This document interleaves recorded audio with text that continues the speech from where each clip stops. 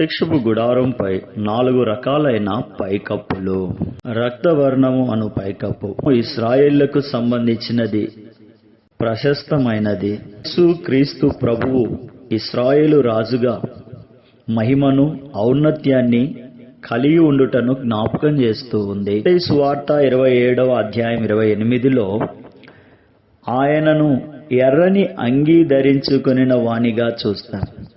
ఆయన ఇశ్రాయేలుపై రాజుగా మత్తయి సువార్తలో ప్రధానంగా కనిపిస్తాడు.